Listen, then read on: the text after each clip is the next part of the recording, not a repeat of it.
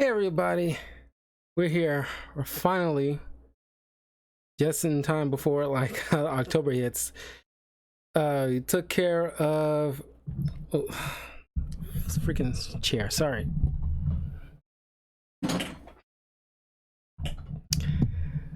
We're at the final X-Men film to review. X-Men Dark Phoenix. We took care of all the TV shows. I just wrapped up the final X-Men solo comic.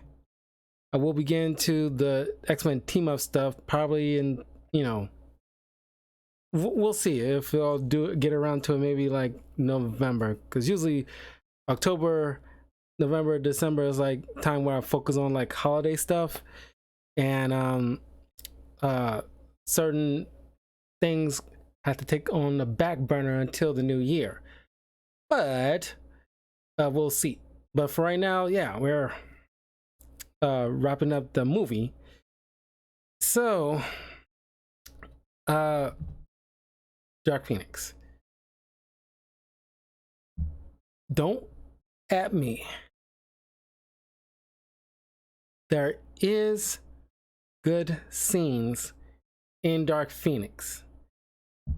Maybe it's because after watching Doctor Strange 2 a couple of times, you learn how if a director plays it right and the writers play it right, a mutant's ability can be freaking lethal if you do it in a particular way. Especially when it comes to like Magneto.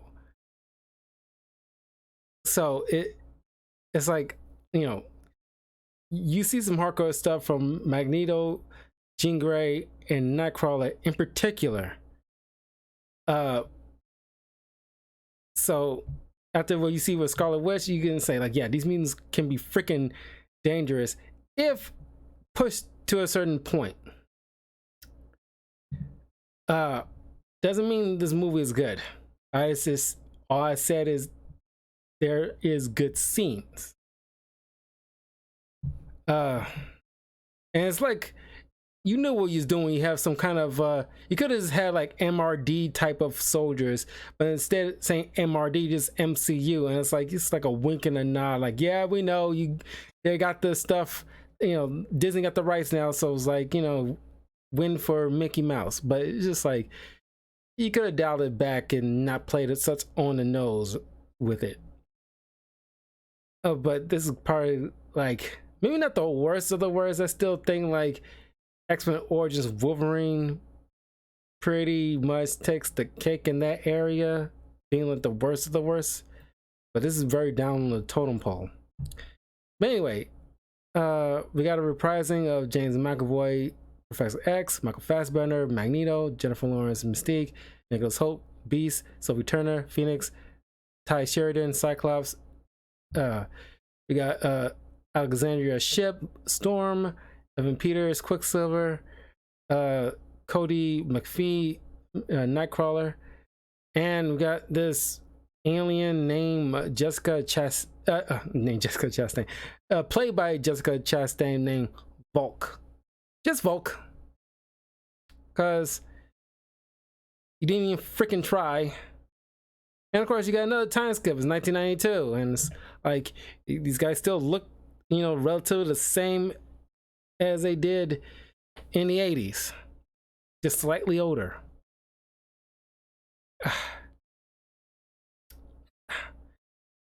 We'll get into the whole bulk of the situation, but this movie's just barely broke even at the box office. It had like a budget $200 million and came in at $252 million. Ugh.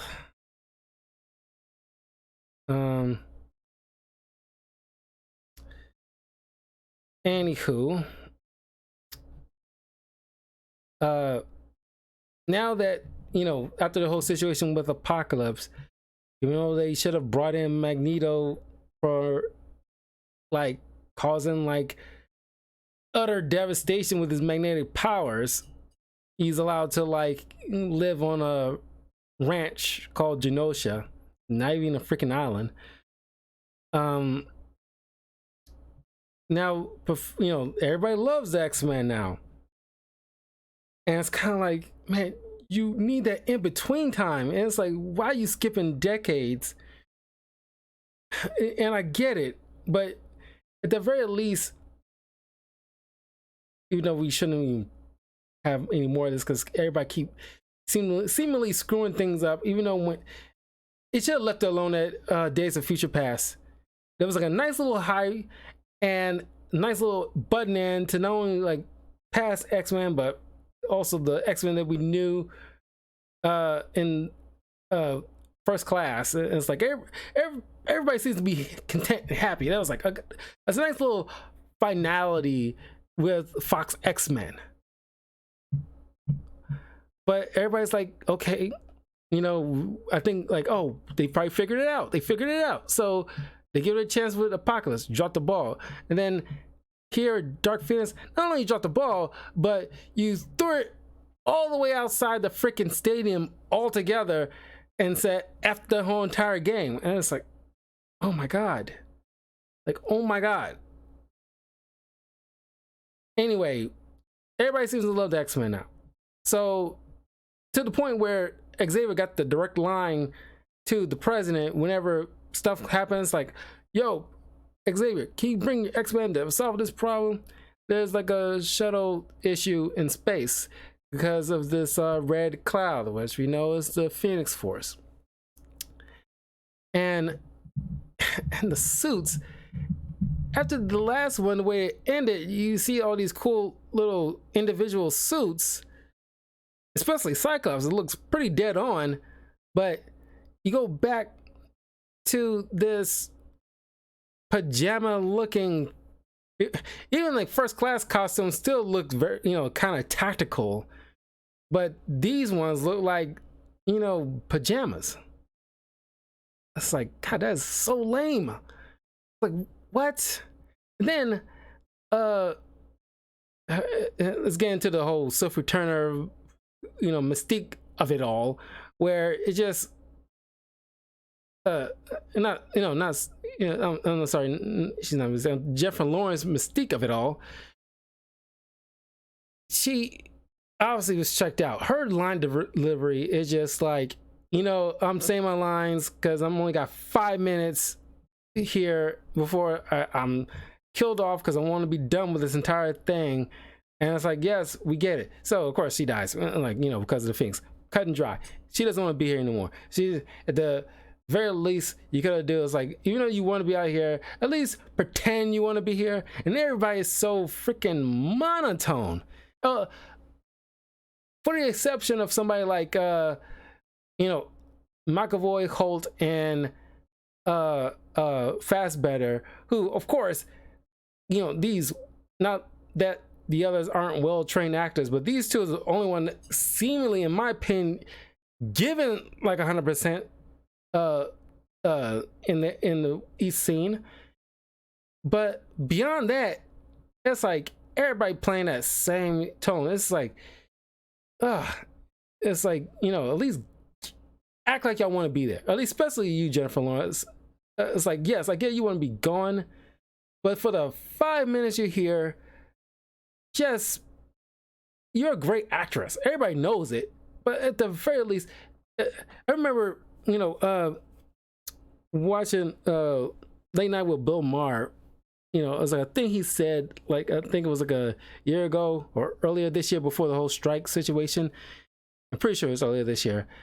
And he made a point about actors who historically have not liked each other on set, but they still came in there and they had a job to do, and they put all that aside to, like, you know, play these roles because this is what we're hired to do, and you know, come in and do the job, and blah blah blah blah.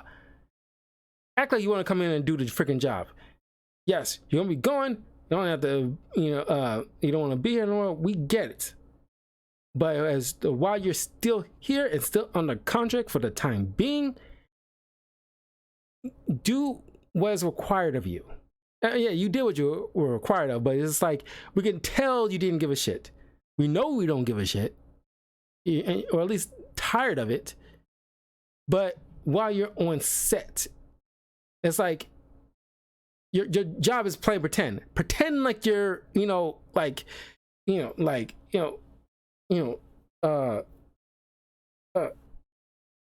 know what I mean? It's like, oh, it's like, if we can tell that, you know, you're not giving 100%, because that's what I learned from like my acting classes. Like, you got to give like 100%, and you got to, you know, you got to feel it so that way the audience can feel it.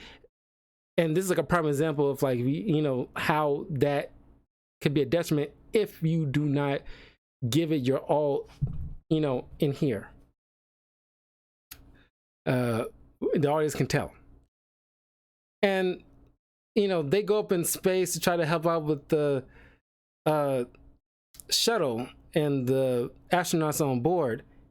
Don't know why Mystique needs to be up there. You could have easily just been in the hangar bay, the danger room or whatever, or not during like Cerebral or something, guiding them, because like everybody else used their abilities as in very synchronized way. Was, you know, bravo, that was really, really good, because, you know, X-Men teams be able to, you know, to bounce off each other in order to get the job done, utilizing their skill set in unique ways. And sure, Mystique is like the leader, even though that still doesn't make no effing sense. You got Cyclops there, and it's like, it's been 10 years. Throughout that whole time, he hasn't been made leader at this point. That's freaking stupid. He can easily have been done all this stuff, and coordinating this stuff. She didn't, yeah, you had her under the contract, sure, but it's like, did you really need her to be like the leader at this point? You could have written her in a different way that got her cut off in a few minutes, and it just made no freaking sense. That part is so stupid. But Cyclops uses beam to stabilize, you know, the spinning shuttle. You know, Quicksilver and Nightcrawler use their powers in order to like get all the people in the cockpit into the Blackbird. You know, like coincidentally, the head astronaut is in the back of the shuttle, and this red cloud is about to consume this ship. So, you know, Jean Grey has to be on the thing to keep the thing contained so Nightcrawler can get this guy. He got him, but the thing came in, got absorbed by Jean Grey. Of course, she got rescued and everything like that. Thought it was some kind of danger, but luckily she was seemingly okay. Even though, like many people brought up, which, yeah, it's obvious, because as I mentioned in my review for X-Men Apocalypse, you already established Phoenix is already inside Jean Grey at the end of Apocalypse. But it's just like, even though I pointed out there where it's like, historically, the Phoenix Force is a cosmic entity that needs to be in space. So you kind of try to retcon all that stuff. Like, we wouldn't remember the couple of years prior to this movie coming out that you kind of have this thing as like an inside power of Jean Grey, where you fully knew. I was like, you know, you reading this particular, I'm like, oh, it's like you going to this well with this Dark Phoenix thing, and each time you follow it up, and you know, I hope to God, Kevin Feige, whenever the X-Men come into play, you hold off on Dark Phoenix for a good long while. You got like a plethora of other X-Men iconic stories you can mess around with before you get into the whole Dark Phoenix thing, because you need to lay the groundwork, and B, you too many times you effed it up somehow. Even though it's like, how you keep messing up twice when you knew, should have known better. Anyway, or at least stay away from it. But anyway, and then you get this weird line when they come back, and Mystique gives Charles a hard time with about like, you know, how they like, it's like something like giving, because Charles like, look, I'd rather we, you know, do press tours and get medals and talk to the president and all that other stuff as a huge alternative to the fact that they were hunting us like dogs before. So get off my effing back, Mystique, and get off your fucking high horse. This is weird little chastising she does, nose up in the air, and that weird line. I was like, you know, it's funny how like all the women go around saving, like, you know, saving the guys. I mean, maybe you need to call this ex-woman. And I was like, wow, that's like a jab at the patriarchy. Shut the hell up. Like, didn't Quicksilver save the whole building full of people in the previous film? And Quicksilver here, you know, done an amazing job along with Nightcrawler, saving a bunch of people. It's like, y'all did your parts. And it's like, you know, that was like a weird line. It wasn't even Jennifer Lawrence's fault. It's the writer. It's like, why you add that line in there?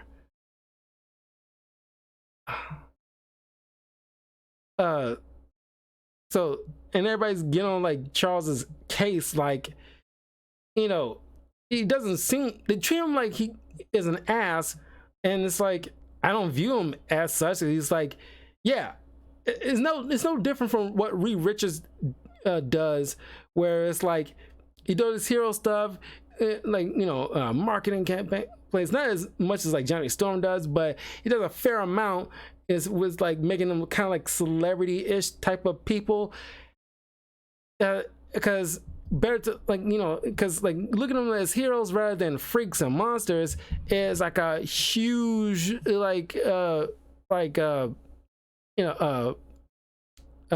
benefit as opposed to the alternative, and you treat him like he's scum of the earth for that. I was like, ugh, I never liked that. And you had 10 years to hash this crap out, and you still like salty about it out to these years later. Hell, even after 5 years, you should have, like, you know, dealt your little unresolved issues. You treat, in fact, they got the same kind of attitudes, like, you know, this event only happened, the previous event only happened like a year ago, even though it's supposed to be 10 years. Then,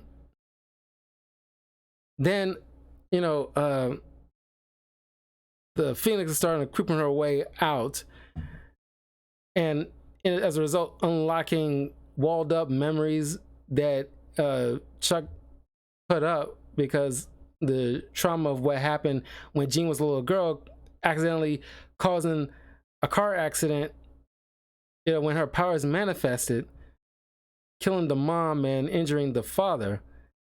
When eventually Charles came in the picture and took Jean Grey off his hands, given the fact that he didn't want her around anymore. He viewed his own daughter as like a monster and stuff like that.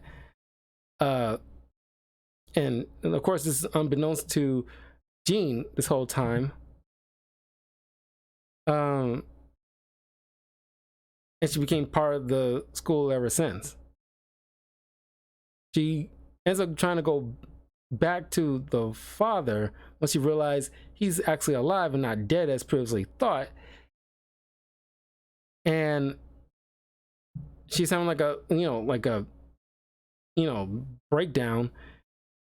Then the X-Men show up. They try to stop her. Quicksilver gets injured, and he's gone for most of the film until like the tail end. Mystique gets killed, and it was just kind of is a major crux of the whole entire narrative. Get introduced to Vox, which I want to take the moment now to point out these made-up little aliens. Well, not made up. They're turn out to be aliens from the comic, but not big named aliens, really. You could have made the Shi'ar. If you remember the 90s X-Men TV show, the Shi'ar Empire and Lilandra, which you could have, instead of Vox, you could have made her Lilandra. And instead of making them bad guys, they can make, you know, different adversaries that have a mission to stop the Phoenix Force, because the Phoenix Force is like a blessing and a curse in of itself, where they can bring life, but also cause major destruction. And the Phoenix Force, like in the TV show, destroyed a inhabited planet, and they're chasing after it, and they need to destroy it. And the opposing, the X-Men opposing the Shi'ar, trying to save Jean while they trying to destroy Jean. They're not happy about it, but they figure while this entity is in one central location, they can neutralize it while they have the chance. And that would be like a great opposing, just like in the TV show, that'd be a great opposing opposing ideologies on how to handle this thing, while one trying to save the person, the other trying to destroy the person, to destroy the entities that's inside the person. It's just like, he could have made like a good new love interest, since the previous love interest of Moira McTaggart is gone. You got like a new love interest of Charles Xavier in Lilandra that should have been, instead of Vox, this made up chick, he could have just made Lilandra. That would have been dope. I was like, oh my god, that would have, as I'm watching this, like, why couldn't it just been the Shi'ar Empire? If you're going to do space exploration, the main people that the X-Men bump into when it comes to, aliens is the Shi'ar Empire. More often than not. God. And how awesome would it introduce something like Gladiator as like a big deal of, force of nature, like some freaking like All Might or something, for something like Colossus or somebody to like go up against. Oh my god. Instead you get this boring, monotone, pale white chick, and take it over like the Hellfire Club or something like that, or like a pseudo Hellfire Club, and it's like, if you're going down that route, you could just gone with like the Hellfire Club seeking revenge against the X-Men and Magneto for what happened to Sebastian Shaw after all these years. That would have been a good storyline. And instead, you're doing the same old thing where like they're getting captured by the government because they don't trust mutants because they're crazy or something. But Beast is distraught because he still have like a, he still loved Mystique. Jean goes to Magneto trying to find like a place to hide out or whatever after she caused like destruction in her old neighborhood, just flipping 2 cars over, even though you didn't go after Magneto for literally unearthing everything. But then you see this, like the military come show up and try to like, like, we're not here for you, Magneto. We're looking for a mutant that came here recently. And she comes out and she's like, try to wreck shit. And you see this little struggle between Magneto and Jean Grey, like psychic versus like magnetism. And Magneto's like saving it like soldiers. It's like, it's rare you see like, Magneto save humans.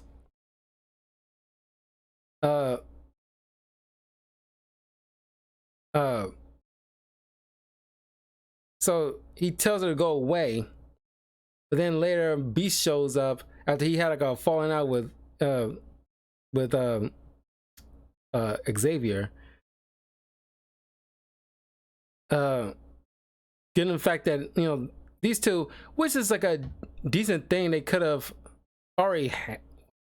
Well, you can't really get over it, but they made a point about them being the last of the first class of X-Men, but they really didn't really explore that much. If you was leading into like some Hellfire Club stuff and them seeking revenge against like the X-Men, you could have made like a big arc between these two, whereas like we lost friends because of the Hellfire Club, and now we're the last two going against an old foe who's seeking revenge against their entire annihilation of their own team, essentially. or at least their head honchos, or the original head honchos. And then it could be like a turning point where it's like, because Nightcrawler is obviously the birth child of Mystique and the red guy. I keep blanking on his name. Shit. What's that freaking guy's name? Bugging the crap out of me.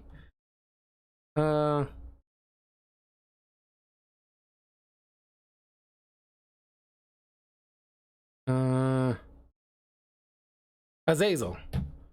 Clearly, that's their kid, and they never even brought it up.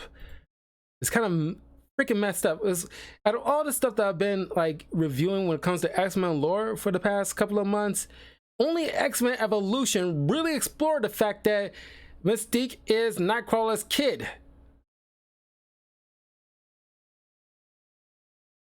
And given the fact that she saved them, and like clearly like these two blue colored people, and one can easily teleport and looks like the exact guy they fought in First Class, doesn't bring it up. Why?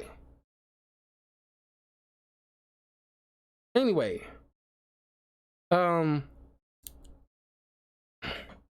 sorry, this is maddening. It's like, this is why I didn't like dread of watching this, because despite certain cool scenes, there's idiocy in between all that, or at least this like covered all that. So Beast shows up to Magneto's compound, tells him that Jean killed Mystique, even though it's like she's possessed by an entity, doesn't give her that freaking consideration. They're just in their feelings. But kudos to Michael Fassbender, because like I said, him and Holt and McAvoy is the only ones actually giving like a performance, honestly, that's outside of this same old monotone stuff that the others are doing, weirdly. So now the X-Men gotta go find Magneto and Beast, because they know these two like eventually kind of teamed up together. And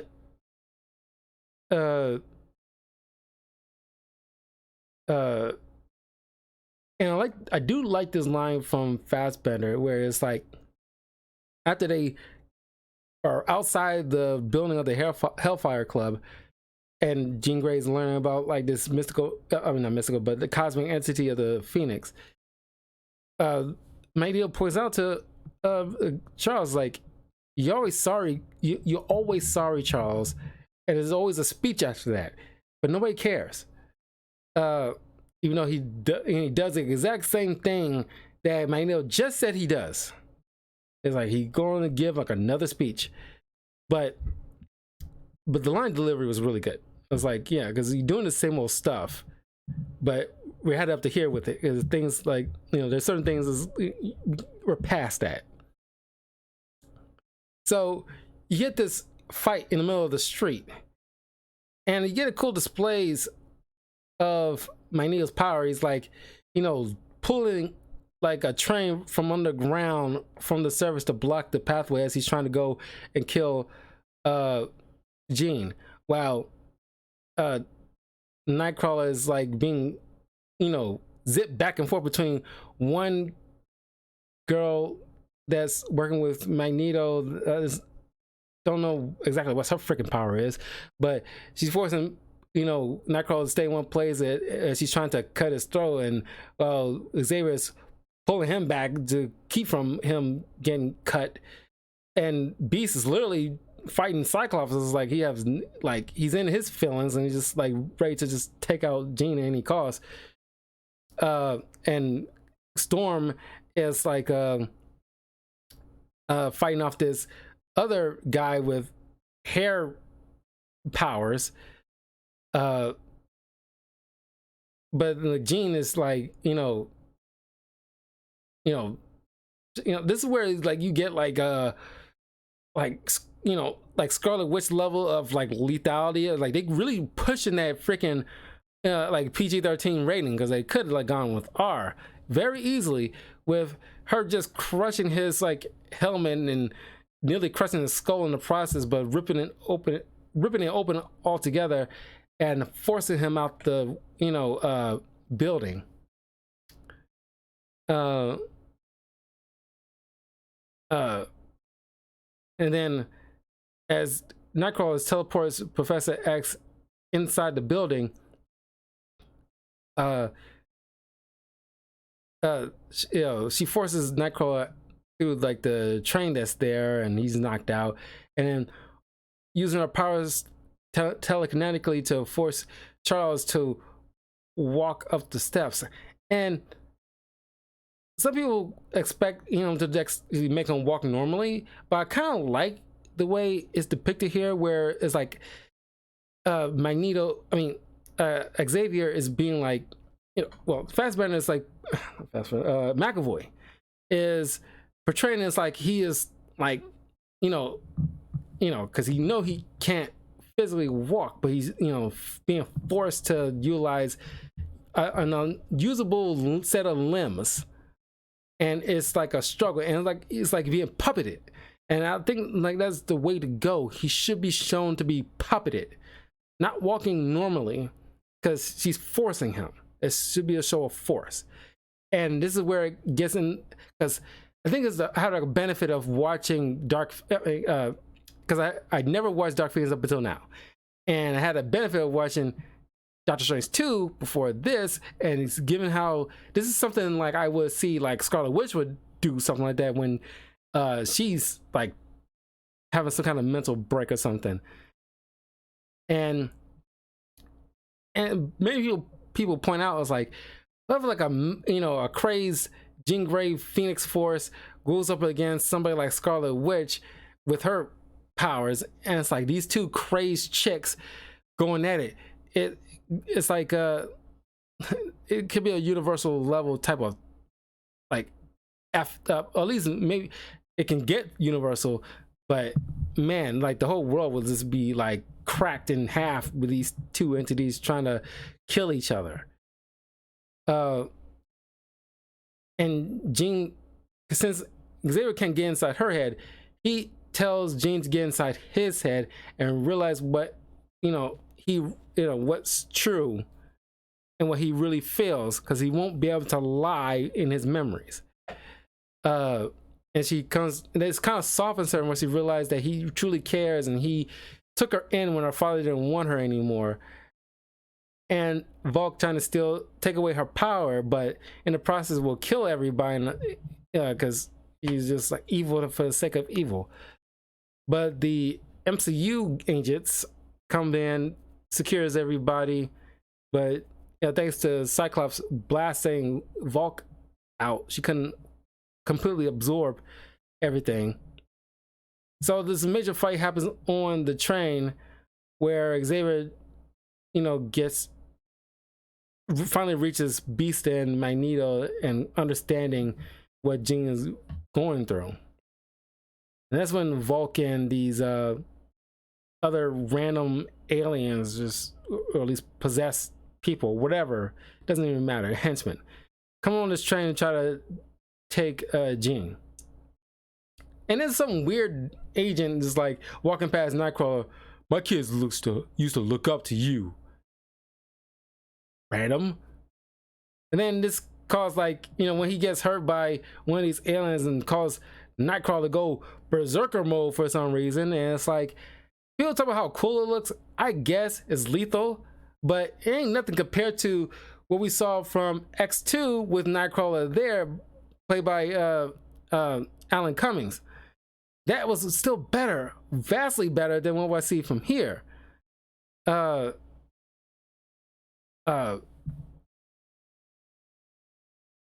Even though you get the benefit of, kills as compared to what happened in X2, but the display was better with X2. And it's like this wimpy kid is like, getting all mad because it's like, oh god, I feel something for this guy who looks up to me. I was like, what? I don't care. It's like, why do you care? Like, I mean, I guess you should care a little, but it's like he went full Wolverine Berserker rage, which you can put it to like maybe level 10, and it feels like more of like a level 5-ish type of feeling that he should be displaying. And it's like why are you going? You should go hard, no pause, but it's just like it's just, it's like you taking it to a point where it's like, you know, you only knew this guy for like a few seconds. You feel like you knew him for like a year, and you know his kid, and you look after his, you know, and you saved his kid once, and now he's growing without a father, and that level of berserk is deserved.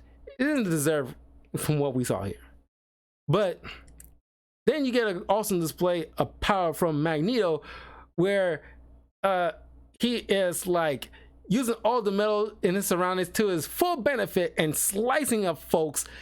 And like one dude is just trying to punch through the thing, and he's like, you know, like blocks it, and you know, twists his hand, and just like, you know, and like pushes all people into one empty cart and crushes it and kills everybody. That was an awesome display. It's showing a very lethal Magneto, and the fact that, you know, Volk trying to come in and he takes all these guns that's in this on this train and just letting it all fire at this very cool. Just show off his magnetic powers. This is like, is awesome. I love that part. And then, like, of course, Ariel's doing their part with, you know, Storm shooting off lightning, getting people off the train, and Cyclops blasting folks. Awesome display of like Cyclops' power, and actually showing some impact as the beam hits somebody, and it's like, you know, blowing them back. This is like very cool. You can actually feel the weight of his Octoblacks that you never really, in my memory, never really see in previous incarnations of the X-Men films with Cyclops in it. I mean, I guess you can, but I don't know. It's something hits differently here. But then Xavier finally reaches Jean. She gets up and finally takes out, you know, because the same writers behind like X3 and other bad movies, doing the same thing as you did in X3, and you disintegrating all these henchmen. And then, you know, she finally goes, takes on Volk, takes her to space, and causing both of them to explode in the sky. Everything ends with Hank taking over the school. The team has come, you know, gotten to the point of being teachers now. Xavier's retired, seemingly, or taking a hiatus. He's in France, I guess, and him meet up with Magneto for a chess game, and you see it in the sky, the Phoenix, you know, like shown in a little, you know, blip in the sky. And that's the end of, like, you know, Dark Phoenix. Not very good, but I have to admit there were awesome scenes, a display of like the lethality of what mutants can do if you play it in a certain way. Beyond that, it's terrible. It's very terrible. But that is all the X-Men films, at least until the MCU do their little rollout. But yeah. Whew. Now I also took care of like the final X-Men solo story with Scarlet Witch. It's gonna be like a little while before I get into the X-Men team books and iconic stories, because the holidays start rolling around. I need to like start preparing for that. But anyway, leave a comment below. Let me know what you thought of Dark Phoenix. it's the final wrap up for all the X-Men films. I wrapped up all the solo comics and all the TV shows. Still got, you know, team books to do, but they'll come soon. But I'll probably have to put pause on that for at least a little while. Anyway, I will see you guys tomorrow for a couple of other things, like a tier listing of all the X-Men solo comics that are reviewed in the past couple of months, as well as my summarized thoughts on Final Fantasy 16 that I just wrapped up the other day. So look forward to those. Anywho, have a good night. Take care. I'll see you all later. Like and subscribe. Hit that notification bell. Share this with your friends. And yeah, see y'all tomorrow. Be safe. Peace.